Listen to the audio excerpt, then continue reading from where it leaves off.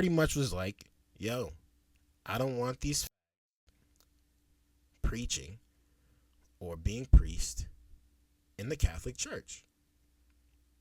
He said that to his main guy, to one of his main people. Like, they were having a conversation, and this guy or whoever was in the room heard this guy say this, heard the Pope say this, because apparently the Pope actually feels how he feels about the situation, but, you know, because the whole world is watching, he gotta move accordingly, or he will probably get replaced.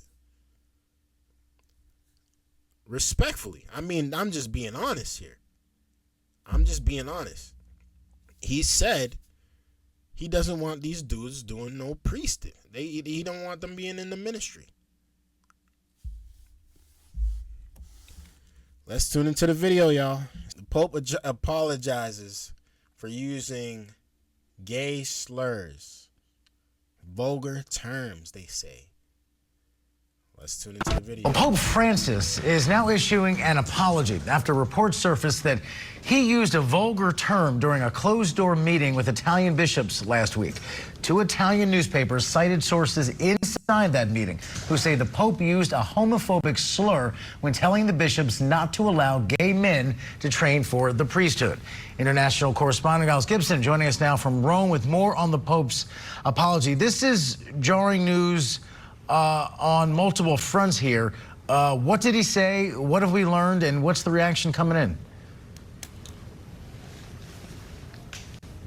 Well, we just had a statement from Matteo Bruni, who is the Pope's official spokesperson in the Vatican, saying pretty briefly that the Pope is aware of these articles, of these media reports in Italian newspapers, also saying something that we hear from the Pope a lot when he's making speeches in public, that in the church there is room for everyone. And then he gets into the...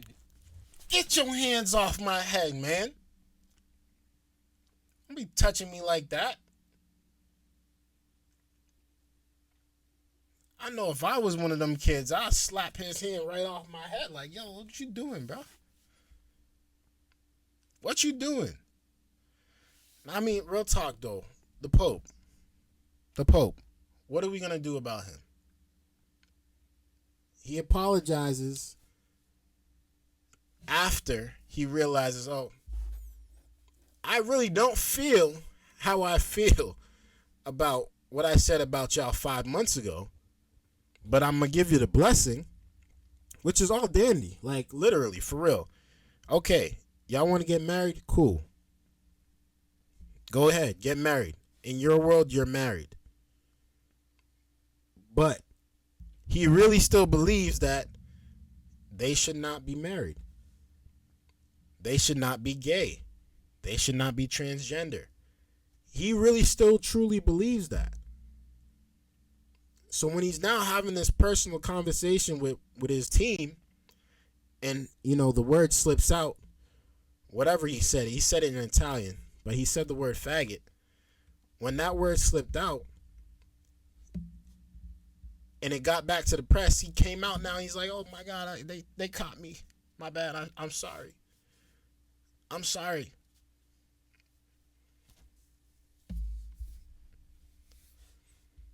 Listen.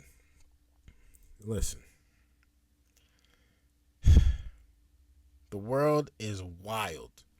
Wild, crazy. Wild, crazy. And they will try to cancel you. They will try to do everything they can to get you to understand that there are more than one gender, or that you can like another gender. The same gender. And if you choose not to do that, you're the problem. Well, I'm sorry to inform you, I'm not the problem. We are not the problem. You guys are the problem. Y'all will always be the problem. I don't care how you take it. I might offend you. I apologize. But at the end of the day, I feel the way I feel. And that is just how I feel. I'm not changing it. I'm not changing it. You can feel the way you feel. You don't have to change. I'm not asking you to change. Stop asking me to change, though. I am free to be a single man. Sorry. I am free to be a straight man that likes women. It is okay. There's nothing wrong with that. I don't know why y'all making this such a big thing.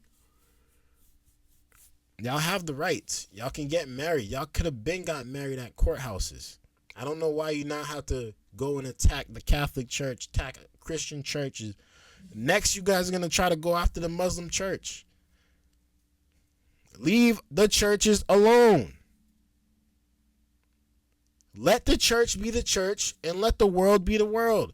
You don't need to infiltrate the church. And this is exactly what's happening.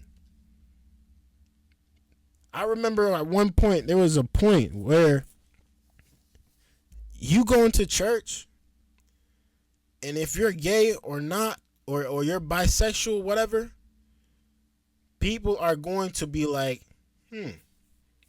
I'm glad you're here, but here's how Jesus feels about this. Here's how the word of God says it about this.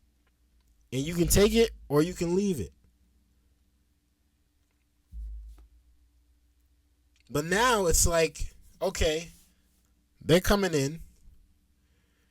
Not only do we have to accept them, now we have to, because we already accepted them. It's not like people are stoning people. People are doing what they did back in the biblical days. They are accepted. They are in diversity, equity, and inclusion. They're getting jobs. Nothing in the real rights is getting taken away. But it's this victim mentality, just kind of like the black community has a victim mentality. I guess every community has some type of victim mentality, but specifically, they have a victim mentality against Christians. As if we are casting stones. As if we are the ones that are out here telling them that they should die. No. It's simple. We just moving how we moving. Like, you don't have to accept it, and we don't have to accept that. Like, let it go. The apology itself, he says the Pope never intended to offend or express himself in homophobic terms. He extends his apologies to those who felt offended by the use of a term reported by others. Now, reading that statement pretty carefully, what I think stands out is that, yes, while we do have this apology from the Pope via his spokesperson for anybody who might have been offended by the potential use of this homophobic term, the statement the Pope's spokesperson does not actually admit, does not come clear and say that the Pope actually used that offensive, derogatory term that's been reported in Italian newspapers. And again, but yes, thank you for clarifying that, but not denying it is almost the same practical effect as admitting it. And according to the Associated Press, he used a variation of a word that begins with the letter F to typically refer in a derogatory fashion to gay men, which is striking, just the Pope using that kind of language, but to... Look, they don't even want to say it on camera. He doesn't even want to say the word. They can't, it's like they can't say the word or they're afraid they'll lose their job type of thing. If it's a vulgar word, I get it. You shouldn't be calling them vulgar words, especially in the position of the Pope. You should not be doing that. But if you're trying to get your message across and you say, hey, this is my church, this is our church, this is how we believe, this is what we believe, and the way we want to move is you guys are not allowed to, you guys can attend the church, y'all can attend whatever y'all want to attend, but y'all cannot be in the ministry. I don't know what's so hard to get about that. I remember growing up, I remember seeing in my church, because it was strict. It wasn't like the Catholic Church. It was a whole different ball game. It was a Pentecostal church. Yo, like real talk, the women had to wear skirts. They always wore skirts. Men and women were not to be showing love and affection in front of everyone. That was not a thing. What else? It was so much rules that you could not get on the pulpit if you were doing certain things, if you were not living a some type of godly life. It was well known. Like, there were rules, and you abided by the rules. It taught you discipline, and it taught you how to deal with certain situations, how to overcome certain situations, how to be a better person. It taught you those goals, those morals. It gifted wisdom. But instead, people are now turning it and acting like it's a problem. No, it's not a problem. This is how the church moves. This is how the church moves. We ain't gonna use no vulgar language, but this is how the church move. If you're gay, unfortunately. If you're fornicating, unfortunately. If you're committing adultery, unfortunately. If you're stealing, unfortunately. Like, it's that simple. We're trying to live good life, good, godly lives. And what is the point? What is the problem with that? I don't understand. But let me know your thoughts in the comments, man. Let's continue. Has a more inclusive reputation than others who've come before him in this job. Yeah, and I think it's useful to get into the context of when he actually is reported to have used this derogatory term. So, according to these reports that we have in Italian newspapers, the Pope used this term on the 20th of May, so very recently, when he was meeting with Italian bishops behind closed doors, and they were actually discussing, according to these reports, the Pope's continuing opposition. This is a position that he's clarified in the past, his opposition to openly gay men actually being allowed to serve in the priesthood. Now, we do have a major Italian newspaper, the Corriere della Sera, reporting that anonymous bishops telling the newspaper that because the Pope's first language is not Italian, of course he's originally from Argentina, so his first language is Spanish, that he might not have been aware of how offensive the term is that he's reported to have used. But look, I think undoubtedly this is going to undermine the Pope's reputation as someone who over the years has really reached out to the LGBTQ community in terms of, in the early days of his papacy, saying, it's not my place to judge gay people. That was a remark that really went around the world several years ago when he first used it, as well as more recent moves such as allowing priests to bless same-sex couples. Well, y'all heard it. Y'all heard it. The priest, the Pope,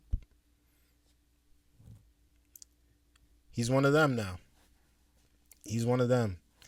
Y'all gonna be raising a whole lot of kids that think that they're either gay, bisexual, or transgender. Just know that the Catholic Church is going to be